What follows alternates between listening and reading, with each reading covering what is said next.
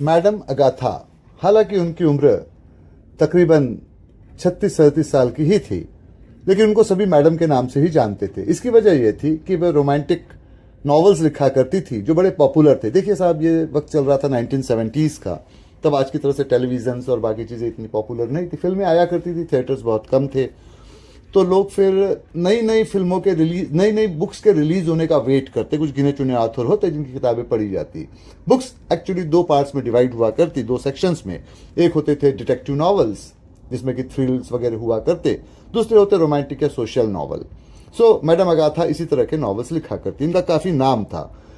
उस वक्त के टोरंटो शहर में रहा करती थी। उस वक्त के इसलिए कहा गया है क्योंकि तब टोरंटो आज की तरह से इतना मॉडर्न नहीं था। बड़ा तो था, लेकिन उसके आसपास नेचुरल ब्यूटीज बहुत थी, आइलैंड्स थे, अच्छे खासे जंगल भी थे, और कुल मिला के एक ऐसा शहर था जिसमें इतना शोर शराबा नहीं मचा करता था। तो यही मैडम अगाथा इस वक्त बैठी है कर्नल डेवनपोर्ट के सामने, जिनकी की ग्लोबल इन्वेस्टिगेशन कंपनी है। ये इन्वेस्टिगेशन कंपनी छोटे से लेकर बड़े तक सभी काम करती है। किसी का अगर कुत्ता चोरी हो जाए, गुम हो जाए, उसको ढूंढने से लेकर तो हीरे जवाहरात का पता लगाना, सारे ही काम, और उसी हिसाब से उसकी फीस भी चार्ज होती है। वैसे भी वो पर्सनल लेवल पे कर्नल डेवलपमेंट को जानती थी, जो कि पहले कभी सेकेंड वर्ल्ड वॉर में लड़ाई वगैरह लड़कर आए थे। उनकी उम्र अभी काफ़ी हो चुकी थी, लेकिन फिर भी वो इस इंश्योरेंस कंपनी को इस इन्वेस्टिगेशन कंपनी को चलाया करते थे। तो मैडम अगाथा ने कहा कि जैसे कि आप जानते हैं, मेरे हस्बैंड का नाम रुडोल्फ है, लेकिन रुडोल्फ की हरकतें पिछले कुछ 6 महीनों से अलग तरह की हैं। बहुत कम बात करता है, पैसों का खर्च का कोई इसका हिसाब नहीं होता। ठीक है कि वो काम पर भी जाता है, लौट कर भी आता है, लेकिन बहुत बार देरी से आता है। वीकेंड से पहले मेरे साथ बिताया करता था वक्त, अब नहीं बिताता है। हालांकि मेरे पास भी वक्त नहीं होता, मुझे तो डेडलाइंस पे काम करना पड़ता है कि नॉवेल्स का जो मुझे पैसा मिल चुका है उसके लिए मुझे लिखना है, तो मुझे अकेले में बैठना होता है। पर पहले वो मैं अकेले बैठी होती तब भी मेरे पास में आके बैठ जाता, अब ऐसा नहीं होता। मुझे अकेले बैठे देखकर वो कहीं और चला जाता है।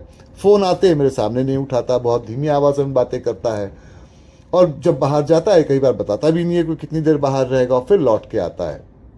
हालांकि एक प्रॉब्लम तो उसकी बहुत पहले से है, जब से मेरी शादी हुई है तब से ही, कि उसको थोड़ा सा मेंटल इशू है। कुछ चीज़ें भूल जाता है, फिर उसको याद आ जाती हैं, फिर काम करने लगता है। लेकिन अब चूंकि एक प्यारा सा इंसान है, कभी किसी चीज़ की शिकायत नहीं करता, और गोल्फ का एक बड़ा अच्छा खिलाड़ी है, और इसी वजह से मैंने उससे शादी भी की थी, क्योंकि उसको गोल्फ के मैदान में मैंने देखा था, जहाँ वो काफ़ी अच्छी तरह से हिट्स लगा रहा था, और इतना अच्छा खिलाड़ी होने के बाद भी उसमें घमंड नाम की चीज़ नहीं थी। तो उसने मेरी बात को मान लिया, शादी कर ली। जैसे कि आप जानते हैं, ये जाहिर सी बात है, मेरे बताने की कोई ज़रूरत नहीं। वो काफ़ी हैंडसम है, मैं उसके मुकाबले इतनी खूबसूरत नहीं हूँ, फिर भी मेरे साथ अब तक वो बड़े वफादारी और ईमानदारी से रहा था। लेकिन जैसे कि अब मैरिज एक्सपर्ट्स कहते हैं कि शादी का नशा उतरने लगता है। भाई हमारी शादी को तो 5 साल हो गए हैं, तो अगर ये नशा उसके से उतर गया है और वो कोई और रास्ता पकड़ रहा है, ये अचंभे की बात तो है नहीं। तो उस पर कर्नल डेवलपर ने कहा कि आप मुझसे क्या चाहती हैं। उन्होंने कहा कि देखिए साहब, आप इन्वेस्टिगेशन कीजिए, उस पर नज़र रखिए और मुझे रिपोर्ट्स दीजिए। डेवनपोर्ट ने कहा कि देखिए मैडम, आपसे मेरे ताल्लुकात बड़े अच्छे हैं, वैसे तो आप मुझे बिजनेस दे रही हैं, और मेरे बिजनेस की पॉलिसी ये होती है कि जहां पर इन्वेस्टिगेशन की ज़रूरत न हो, मैं वहां इन्वेस्टिगेशन ख़त्म करके पैसे वापस दे दिया करता हूं। इसके अलावा अगर कोई बात कानून के खिलाफ जा रही हो तो फिर मुझे पुलिस को इन्फॉर्म करना होता है, तो मैं उनको बता दिया करता हूं। लेकिन आपके मामले में मुझे ऐसा तो नहीं लगता है। मगर एक बात साफ समझ लीजिए आप, कि मैं इन्वेस्टिगेशन करके रिपोर्ट आपको दे दूं तो इसके बाद में आपके हस्बैंड के साथ में रिलेशंस अच्छे हो जाएंगे, ये ज़रूरी नहीं है। क्योंकि अगर रिपोर्ट आपकी निगेटिव आती है, जिसमें कि ऐसे पता चलता है कि वो कुछ गड़बड़ी कर रहा है, आप चाहकर भी उसको माफ़ नहीं कर पाएंगी। ऐसे मामलों में आमतौर पे तो ये करना चाहिए, जो कि अब तक के मेरे इन्वेस्टिगेशन के एक्सपीरियंसेस है, कि इस बात को आप थोड़ा सा टाल दीजिए कुछ वक्त के लिए, अपने आप ही सुधर जाएगा, लौट आएगा, अगर वाकई वो गलत रास्ते पे जा रहा है तो। वरना आप हस्बैंड वाइफ मिलकर बैठ के बातचीत कीजिए एक दूसरे के साथ में। उसने कहा ये सारा काम मैं कर लेती, लेकिन अब इतना वक्त मेरे पास बचा नहीं है। मुझे 2 हफ्ते में यहाँ से स्विट्ज़रलैंड जाना है, मुझे एक रोमांटिक नॉवल वहाँ पूरा करना है, तकरीबन 6 महीने में, जिसके मुझे पैसे मिल रहे हैं, और पैसे मैं ले चुकी हूँ। तो स्विट्ज़रलैंड के बैकग्राउंड पे जाकर मुझे वो सारा कुछ लिखना है वहाँ रहते हुए, क्योंकि मेरे नॉवल रियलिस्टिक होते हैं। ये नहीं हो सकता कि मैं टोरंटो में बैठूं और स्विट्ज़रलैंड के बैकग्राउंड पे एक रोमांटिक नॉवल लिखूं। वहाँ मुझे जाना पड़ेगा, कुछ लोगों से मिलना होगा, और उसके बाद में सारी रिसर्च करके इसको लिखना होगा। तो अगर मैं 6 महीने के लिए अपना घर इसके भरोसे छोड़कर जा रही हूँ, तो ये बात का भी तो यकीन हो कि भाई ये वफादार है, तो आप ये काम कीजिए।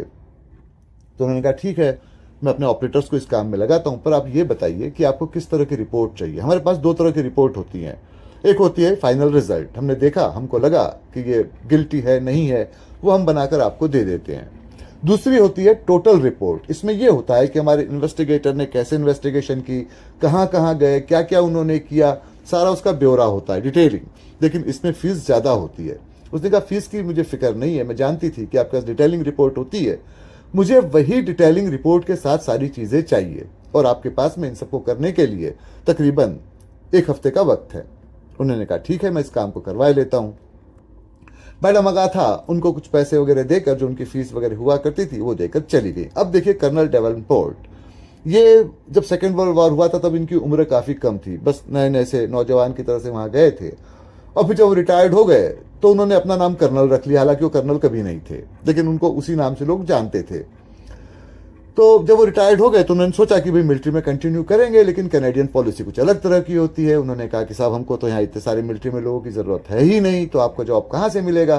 तो उनको कुछ मदद वगैरह देकर उनको रिलीज कर दिया गया। अब ये साहब को मिलिट्री में काम करने की आदत, रौब दाब के साथ रहने के साथ। 2 ऑप्शन थे, एक ऑप्शन तो ये था कि वो यूएस चले जाएं, वहाँ कुछ करें, लेकिन उनको बात सही नहीं लगी। कनाडा उनको बड़ा अच्छा लगता था, तो उन्होंने सोचा कि चलो ठीक है, कुछ ना सही इन्वेस्टिगेशन कंपनी खोल लेते हैं। अब जब वो फौज में थे तो उनकी वहाँ कई लोगों से पहचान थी जो उनके बराबरी के थे। अब उनके बच्चे भी बड़े हो गए, उनके साथी भी बड़े हो गए, तो उन्होंने उन्हीं की मदद से ढूंढ ढूंढ कर कुछ लोगों को ढूंढ कर निकाला, अपने इन्वेस्टिगेशन कंपनी में उनको हायर किया। उनसे कह दिया कि आप बाहर के काम भी कर सकते हैं, लेकिन यहाँ जब भी कभी कोई मिशन आएगा, जब भी कोई काम आएगा, आपको करना होगा। खैर वो सैलरी वगैरह ठीक ठाक ही दिया करते थे, तो लोग उनके लिए काम करने लग गए।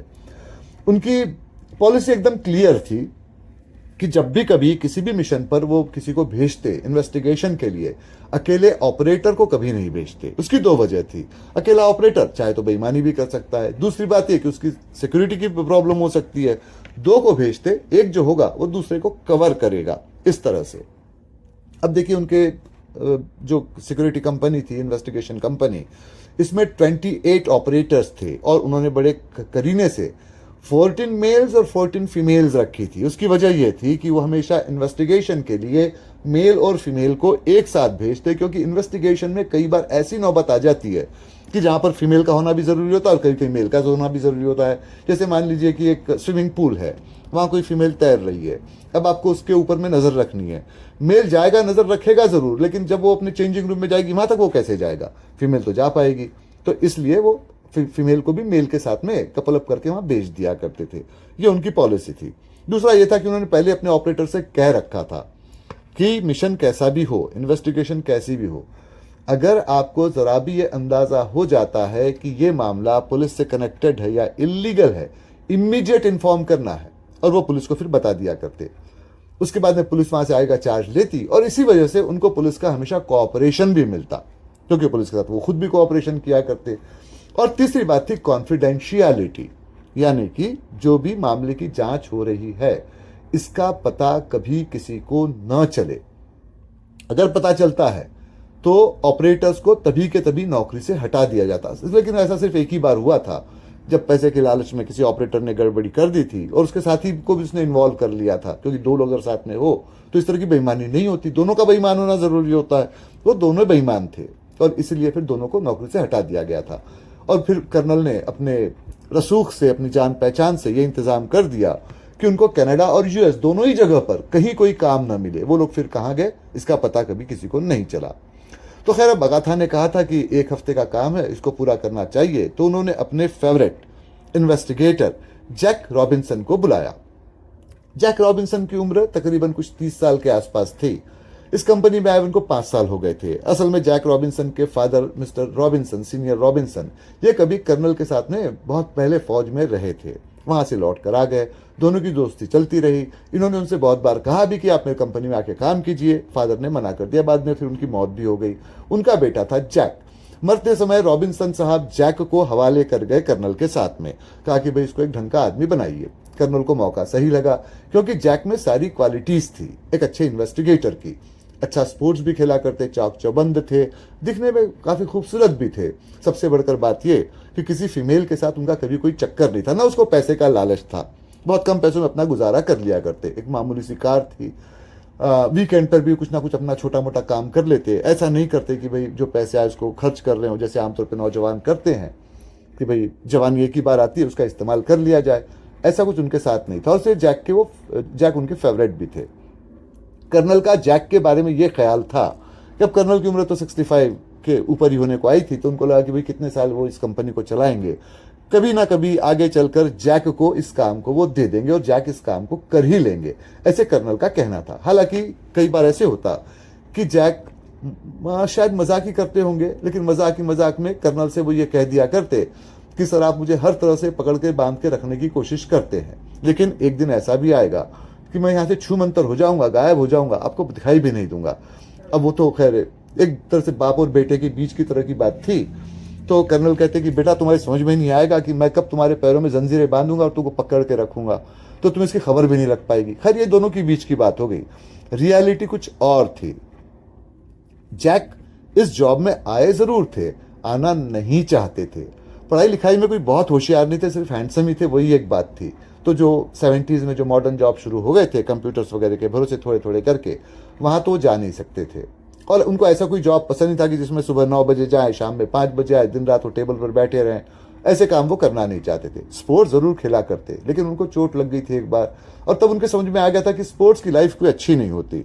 भाई आज आप खेल रहे हो, कल आपको चोट लग जाए, आप से बाहर हो जाओ, फिर आप क्या करोगे। तो उन्होंने इस काम को उस वक्त एक्सेप्ट कर लिया था। अब वो ये सोच रहे थे कि जब उनको मौका मिलेगा, थोड़े पैसे उनके पास आ जाएंगे, वो यहां से निकलकर नॉर्वे चले जाएंगे। नॉर्वे जहां से उनकी माँ आई थी। माँ के वो काफी क्लोज थे, लेकिन माँ की मौत बहुत जल्दी हो गई थी। माँ उनको 1-2 बार नॉर्वे ले गई थी। वहां का माहौल उनको पसंद आया था, माँ वो अक्सर जाया करते। वहीं पर रहने वाली एक लड़की को चाहने भी लगे थे, लेकिन अब शादी ब्याह करने, सेटल होने के लिए पैसों की जरूरत है। नॉर्वे में रह के इतने पैसे वो कमा नहीं पाते। तो उनकी गर्लफ्रेंड वहां काम किया करती थी, उसको उन्होंने प्रॉमिस कर रखा था कि अभी इस वक्त वो कनाडा में इस ग्लोबल इन्वेस्टिगेशन कंपनी के साथ काम कर रहे हैं, थोड़ा पैसा वो बना ले, वहां लौट कर आ जाएंगे, उसके साथ शादी कर लेंगे, उसके साथ में वहां रहेंगे।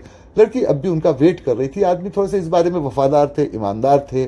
तो जैसे कि आमतौर पर नॉर्थ अमेरिका में होता है कि आपके और भी रिलेशंस बन जाते हैं, उनके ऐसे कोई रिलेशंस नहीं बने, और इसीलिए उनकी कीमत कर्नल की नजरों में बहुत ऊंची थी। कर्नल असली बात नहीं जानते थे कि जैक का बिहेव ऐसा क्यों है, तो वो ये मान के चल रहे थे कि आज न कल वो उनके हाथे पड़ जाएंगे। खैर उन्होंने उनको बुलाया, जैक को अपने कैबिन में, उनसे बातचीत की, कहा कि भाई ये सारा केस है। जैक ने कहा कर्नल साहब आप ये क्या करते हो, इस मामले में मुझे क्यों फांसते हो। उन्होंने कहा कि देखो भाई, उसके पास एक ही हफ्ते का वक्त है और उसको रिलायबल रिपोर्ट चाहिए, और पैसे उसने काफी सारे दिए, जितने और क्लाइंट्स देते हैं उससे 2 गुना। जिद भी नहीं की है, और उसने सबसे बड़ी बात ये कही है मुझे कि इसको डिटेल्ड रिपोर्ट चाहिए। भाई यहाँ पे काम करने वाले बहुत है, अच्छी रिपोर्ट कोई नहीं लिख पाता है, तुम लिख पाओगे, तो इसलिए मैं जिम्मा तुमको दे रहा हूं। तो उन्होंने कहा वो तो ठीक है, लेकिन आपका जो पॉलिसी है कि जिसमें 2 ऑपरेटर्स जाते हैं, तो भाई आप मेरे साथ कौन सी फीमेल को पेयर अप कर रहे हैं। यहाँ पर ज्यादातर फीमेल्स तो ऐसी हैं कि वो फ्लर्ट करने की कोशिश करती हैं या बातचीत करते रहती हैं। पिछले 2 मिशन में जो फीमेल्स मेरे साथ में आई थी, उन्होंने मुझे परेशान कर दिया था।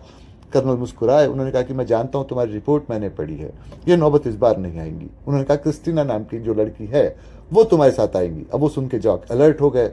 उन्होंने कहा पर वो तो मर्दों को पसंद ही नहीं करती है, जिस ऑपरेटर के साथ में काम किया सबका कहना ऐसा ही कि कोऑपरेट ही नहीं करती है। उन्होंने कहा कि वो बात नहीं है, क्रिस्टीना का तुम बैकग्राउंड देखो। जब वो छोटी थी, उसके फादर उसको माँ को छोड़ के चले गए। माँ ने भाई बहन को पाल के बड़ा किया। भाई थोड़ा बड़ा हुआ तो सारे पैसे लेकर वो यूएस चंपत हो गया। भाई जिस लड़की के साथ 2 बार ऐसा हो चुका, और फिर एक बार उसने बॉयफ्रेंड भी बनाया था, लेकिन वो वहां तक की नौबत नहीं है। जैसी बात थोड़ी आगे बढ़ने लगी, वो बॉयफ्रेंड यहाँ से निकल के ऑस्ट्रेलिया भाग गया। जिसके जिंदगी में 3-3 बार ये ऐसा हो चुका है, उस पर तो नेचुरली ये रिएक्शन होगा ना। लेकिन अच्छी बात यह है कि वो तुमको पसंद करती है, तुम्हारे साथ काम करना चाहती है। जैक ने कहा वही तो मुसीबत है, वो मुझे पसंद करती है, ठीक है, फ्लर्ट नहीं करती है, लेकिन जिस तरह से वो बातें करती है बड़ी मुश्किल में डाल देती है। देखिए साहब, 2 तरह की लड़कियां होती है, एक वो होती है जो फ्लर्ट करने के लिए, एक होती है वो इश्क प्यार मोहब्बत करने के लिए। ये दूसरी कैटेगरी में आती है। इसके साथ फ्लर्ट नहीं किया जा सकता, प्यार मोहब्बत की जा सकती है, घर बसाया जा सकता है, वो मैं नहीं करना चाहता हूं, तो इसीलिए मैं इसके साथ में रहना नहीं चाहता, आप किसी और को भेज दीजिए। उन्होंने कहा देखो भाई, बाकी तो फीमेल्स जो है वो इस वक्त किसी ना किसी मिशन पे गई हुई हैं, और जो हैं उनको तुम पसंद नहीं करते हो। अभी यही तुम्हारे साथ में आएगी, एक 7 दिन की बात है, किस तरह से काम चला लो, मैं क्रिस्टीना को समझा भी दूंगा। उन्होंने कहा कि नहीं, उससे आप कुछ मत कहिए, अगर आप कहेंगे तो मेरी इज्जत उसकी नज़रों में कम हो जाएगी, अभी इज्जत करती है, बाद में मुश्किल हो जाएगी। उन्होंने कहा ठीक है। उन्होंने क्रिस्टीना को बुलाया, सारे ऑर्डर्स दिए, समझाया क्या करना है। अब ये बात तो जैक को भी अच्छी तरह से पता थी कि क्रिस्टीना सिर्फ उनको इज्जत ही नहीं देती है, बल्कि उनको दिल में चाहती भी है, क्योंकि क्रिस्टीना की नज़रों में जैक की जो जगह थी वो काफ़ी ऊंची थी। और भी जितने ऑपरेटर्स थे वो क्रिस्टीना के साथ फ्लर्ट करने की कोशिश करते, क्योंकि क्रिस्टीना काफ़ी खूबसूरत थी, उसका फ्यूचर काफ़ी ब्राइट था। कहा जा रहा था कि आगे चल के कर्नल को वो असिस्ट करने लगेगी, और शायद एक नौबत ऐसी भी आगे चल के आ जाएगी कि इस कंपनी की डायरेक्टर तो शायद वो न बन पाएगी, उसकी उम्र कम है, लेकिन असिस्टेंट डायरेक्टर तो वो बन ही जाएगी। और इसी वजह से जितने भी जेंट्स ऑपरेटर्स थे वो सब उसके साथ में अच्छे ताल्लुकात रखने के बनाने की कोशिश करते। अब उसके साथ मुश्किल ये थी, जैसे कि एक लॉ होता है फीमेल्स के साथ में, आमतौर पे मेल्स के साथ भी वैसे हो सकता है ये, लेकिन फीमेल्स के साथ खास तौर पे होता है कि जो मेल उनसे दूर रहने की कोशिश करे और उसमें सारी काबिलियत हो, दूर रहने का मतलब वो ये नहीं कि इगोइस्टिक हो या एटीट्यूड दिखाए, बस अपने आप को बचा के रखने की कोशिश करे, उससे वो और ज्यादा अट्रैक्ट होती जाती है। और बस ये सीधी सी बात थी कि क्रिस्टीना लगातार जैक की तरफ अट्रैक्ट होती चली जा रही थी। बहरहाल जैक उनके साथ बैठे क्रिस्टीना के साथ, उसने कहा कि देखो क्रिस्टीना, इस तरह का ये मिशन है, कर्नल ने तो बता ही दिया है। अब देखो भाई, अगाथा जहाँ रहती है वो टोरंटो का एक वेल प्रोटेक्टेड एरिया है, आसपास में पुलिस वगैरह भी रहती है, क्योंकि वहाँ सब बड़े बड़े ही लोग रहते हैं, इजीली वहाँ पर कोई जा नहीं पाता, आ नहीं पाता। लेकिन वहाँ से जब लोग बाहर निकल कर आते हैं उस एरिया से, उसके बाद वो फ्री हो जाते हैं। तो बस वही बात उसके हस्बैंड के साथ है, रुडोल्फ के साथ। रुडोल्फ और अगाथा की जो पेयर है वो कोई मैच पेयर तो है नहीं। ठीक है कि अगाथा अमीर है, काफी पैसा है, लेकिन एक 30 साल की उम्र में, 30-35 साल की उम्र में जब आपकी शादी ब्याह हो जाती है तो जेंट्स का कुछ एक अलग ख्याल होता है फीमेल के बारे में। उस पर अगाथा खरी नहीं उतरती, खासतौर पे तब जब रुडोल्फ इटालियन है, काफी हैंडसम भी है, तो जाहिर सी बात है वो उस तरह की लेडी चाहता भी होगा। शादी उस वक्त पैशन में आके कर ली होगी, लेकिन अब मामला कुछ और है। तो हमको रुडोल्फ पे नजर रखनी है। रुडोल्फ वैसे तो एक ऑफिस में काम करता है, वहां जाता है, काम करता है, लौट के आता है, लेकिन उसकी बाकी की जिंदगी भी है, क्योंकि वो सुबह या शाम कभी तो गोल्फ खेलने जाता है, कभी दोस्तों के साथ भी बैठता है, कभी आउटिंग पे भी जाता है। इसकी वजह भी है, अगाथा के पास इतना वक्त ही नहीं होता है कि वो रुडोल्फ के साथ वक्त बिताए। वो तो अपने नॉवल लिखने में बिजी होती है, डेडलाइन उसके पीछे होती है। गलती रुडोल्फ की भी नहीं है, जाएगा बाहर, लेकिन इसका ये मतलब नहीं है कि वो अफेयर करे। और इसके अलावा उसको एक मेंटल इश्यू भी है, तो हमको वो भी एंगल से चेक करना है। तो प्लान ये है कि जहां जहां वो जाएगा हम उसको फॉलो करेंगे।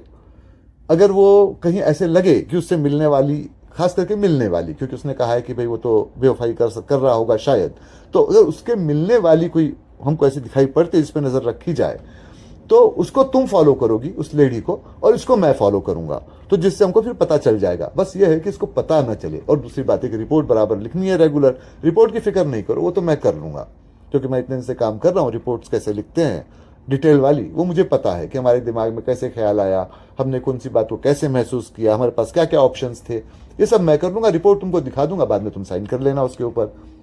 तो क्रिस्टीना इस बात को मान गई। क्रिस्टीना को ये बात जैक की बड़ी पसंद आती कि जिम्मेदारी अपने ऊपर वो ले लिया करते।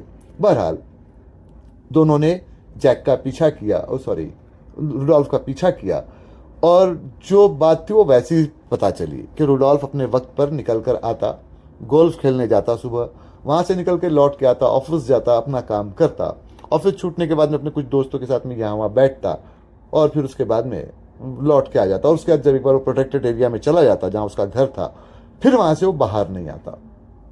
अब ऐसा करते करते 5 दिन निकल गए। जैक ने अपनी रिपोर्ट को लगातार बनाया, तो कर्नल से पूछा कि भाई क्या बात पता चली है। तो उसने कहा कि देखिए साहब, अब तक के तो कोई खास शक नहीं हुआ, वो तो जैसा है वैसा ही रहता है, सीधे साधे ढंग से, उस पर शक नहीं किया जा सकता। तो उन्होंने कहा कि देखो, अभी 2 दिन के बाद में तुमको ज़्यादा एक्टिव रहना पड़ेगा। उसकी वजह यह है क्योंकि आज ही मुझे अगाथा ने फ़ोन करके बताया है, एक मैसेज आया है रुडोल्फ के लिए, मारिया का। मारिया रहती है इटाली में, तो उनका पुश्तैनी घर वगैरह भी है। हालांकि अगाथा कभी मारिया से नहीं मिली, रुडोल्फ के घर वालों से नहीं मिली, कैसे मिलेगी, वो यहाँ कभी आए नहीं, ये वहाँ कभी गई नहीं। तो वहाँ से मैसेज आया है रुडोल्फ के लिए, जो रुडोल्फ ने छिपाया नहीं, उसने कह दिया है कि मारिया को उसकी ज़रूरत है, किसी काम के लिए बुलाना चाहती है। हालांकि मारिया रुडोल्फ से 10 साल की बड़ी है, तो शायद चांसेस इस बात के भी होंगे क्योंकि इनके पेरेंट्स की डेथ तो बहुत पहले हो चुकी है, और ऐसे भी कुछ सुना गया कि इनकी कुछ प्रॉपर्टी वहाँ भी है रखी हुई, उसमें रुडोल्फ का भी शेयर होगा। शायद मारिया सोचती होगी कि भाई अब तो सिंगल है, उसका हस्बैंड नहीं, बच्चे नहीं, तो जाने के पहले सारी की सारी चीज़ें रुडोल्फ के हवाले कर दे, और इसलिए शायद पेपर्स वगैरह के काम पूरे करने के लिए उसको वहाँ बुला रही होगी। लेकिन फिर भी खतरा तो है, क्योंकि कनाडा में रहकर, टोरंटो में रहकर ये क्या कर रहा था इस पर हमारी नज़र है। इटाली में जाके क्या करता है हमको नहीं पता। अगाथा की तरफ से हमको परमिशन मिली है और उसने पैसे भी दिए। उसने कहा कि रुडोल्फ वहाँ जाएगा, कुछ 4 दिन रहेगा, लौट कर वापस आएगा। इस बीच में अगाथा को अब उसका प्लान चेंज करना पड़ा है। उसको कल ही स्विट्जरलैंड के लिए जाना है और इसीलिए उसने फ़ोन किया है।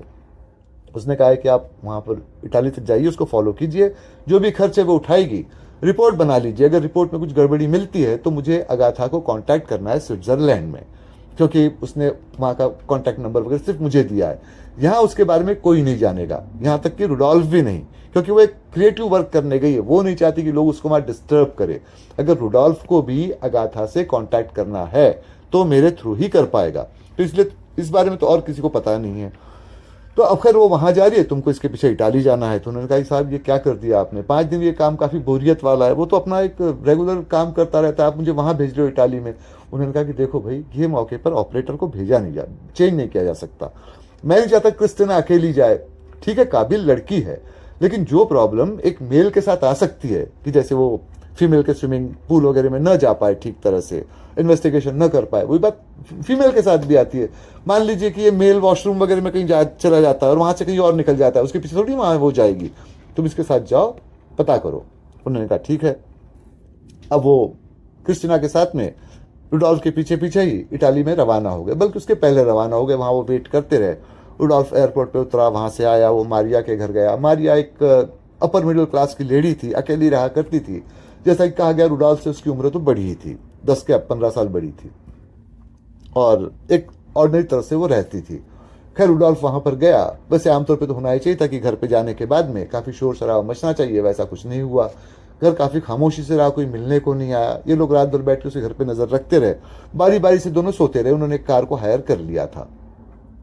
उसके बाद में कुछ यूँ हुआ कि रुडोल्फ अगले दिन सुबह निकला। अब वो रुडोल्फ जब निकला तो उसके कपड़ों का स्टाइल थोड़ा बदला हुआ था, नेचुरल था।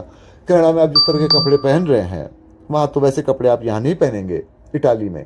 तो कुछ वो फ्लैम्बॉयंट, कुछ चमक दमक वाले कपड़े पहनकर वहाँ से वो निकला गया। तो उसका फिर आमना सामना हुआ एक लेडी से, जिसका नाम की बार्ब था। रुडोल्फ की उम्र की थी, काफ़ी फैशनेबल लग रही थी, लेकिन उसके बातचीत में कुछ बिजनेस लाइक तरीका था। वो रुडोल्फ के साथ कुछ बात कर रही थी, उसको समझा रही थी, रुडोल्फ ना सिर हिला रहा था।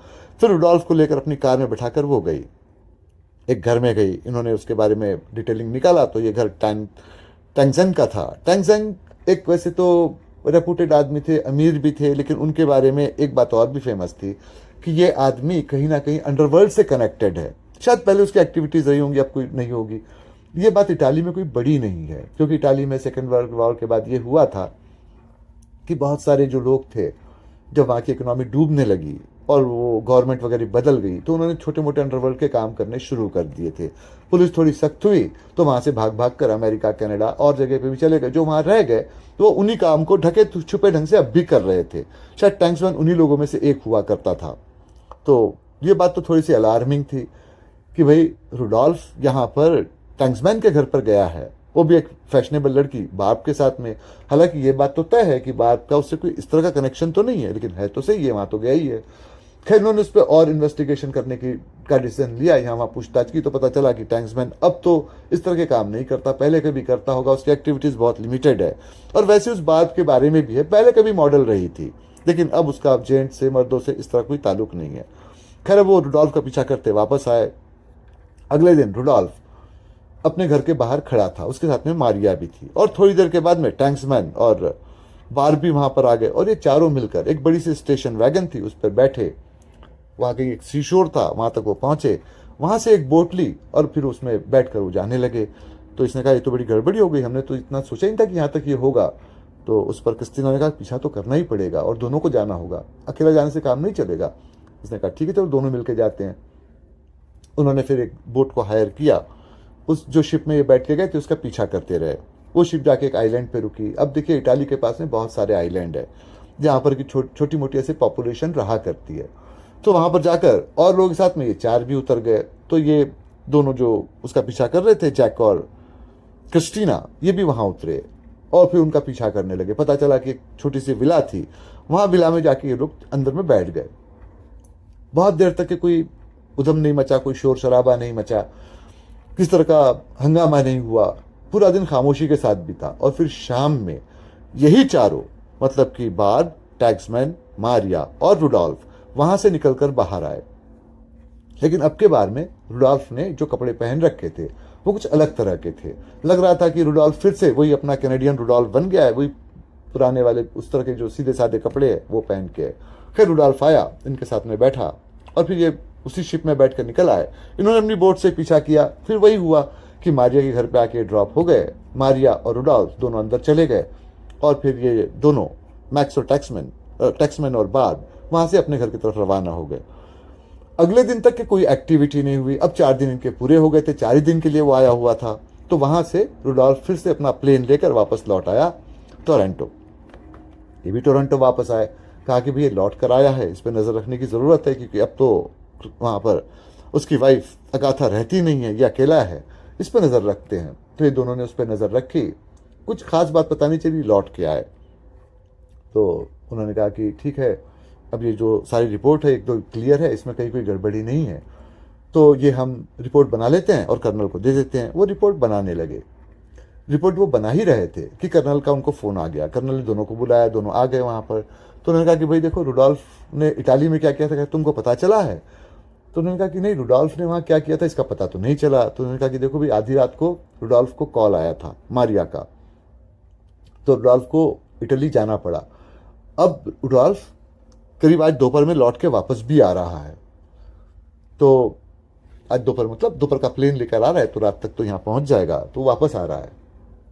तो जब यहाँ पर आएगा, मैं चाहता हूं कि प्लेन तुम एरोड्रम पे उस पर नजर रखो, उसका पीछा करो और देखो कि उसके साथ में कोई है क्या, या कोई और वो सस्पिशियस एक्टिविटी करता है क्या। 2 दिन तक ये पूरा करो, उसके बाद में रिपोर्ट लिखकर मुझे देना। मैं देखना चाहता हूँ कि मामला क्या है। वैसे कोई बड़ी बात नहीं है, ये पहले भी हो चुका है, क्योंकि उसको मेंटल इश्यू तो है ही, तो कभी कभार वो कुछ चीजें भूल जाता है। हो सकता है कोई जरूरी चीज भूल गया हो, कोई जरूरी बात रह गई हो, या मारिया से कुछ पेपर पे साइन करवाना रह गया हो, तो गया होगा, लौट के आ जाएगा। उन्होंने कहा ठीक है। अब उन्होंने उस पर नजर रखी, बात वैसे के वैसे रही। रिपोर्ट उसने लिखी पूरी। उन्होंने कहा कि रुडॉल्फ तो एकदम क्लियर है, उसके बारे में कहीं कोई बात का पता नहीं चला। उन्होंने कहा ठीक है, रिपोर्ट लिखो, सबमिट कर देना। उसने रिपोर्ट लिखी, रिपोर्ट सबमिट कर दी।